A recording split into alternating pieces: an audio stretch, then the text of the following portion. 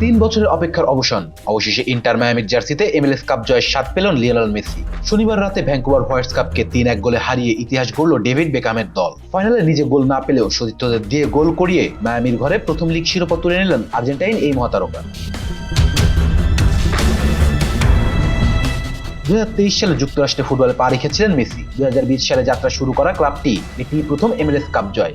আর মেসির বর্ণাঢ্য ক্যারিয়ারের এটি 48তম শিরোপা। ম্যাচ সেরা পুরস্কার হাতে নিয়ে 38 বছর বয়সী মেসি জানালেন, এই একটি মুহূর্তের জন্যই তিনি এতদিন অপেক্ষা করছিলেন। তিনি বলেছেন, 3 বছর আগে আমি MLS আসার সিদ্ধান্ত নিয়েছিলাম, আর আজ আমরা চ্যাম্পিয়ন। পুরো মৌসুম দলের সেই অক্লান্ত পরিশ্রম করেছে।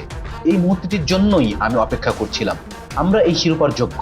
ঘরের মাঠ জেজে স্টেডিয়ামে ম্যাচের 8 মিনিটেই প্রতিপক্ষের আত্মঘাতী গোলে এগিয়ে যায় মায়ামি। তবে 60 মিনিটে সমতায় ফেরে ভ্যাঙ্কুভার। এরপরে জ্বলে ওঠেন মেসি।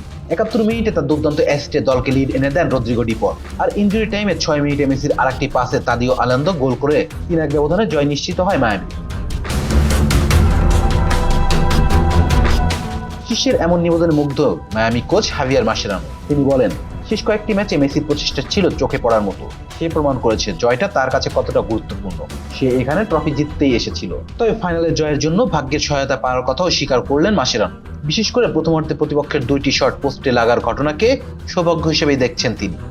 এই ম্যাচ দিয়েই পেশাদার ফুটবলকে বিদায় জানালেন মেসির দীর্ঘদিনের 2 সতীর্থ জর্ডি আলভা ও সার্জিও বুস্কেটস। শিরোপা দিয়ে বন্ধুদের বিদায় জানাতে পেরে উচ্ছ্বসিত মেসি। ওরা ইতিহাসের অন্যতম সেরা। শিরোপা হাতে বিদায় নিয়ে পারাটা ওদের জন্য অসাধারণ এক সমাপ্তি। নতুন জীবনের জন্য ওদের শুভকামনা। Islam, B sports.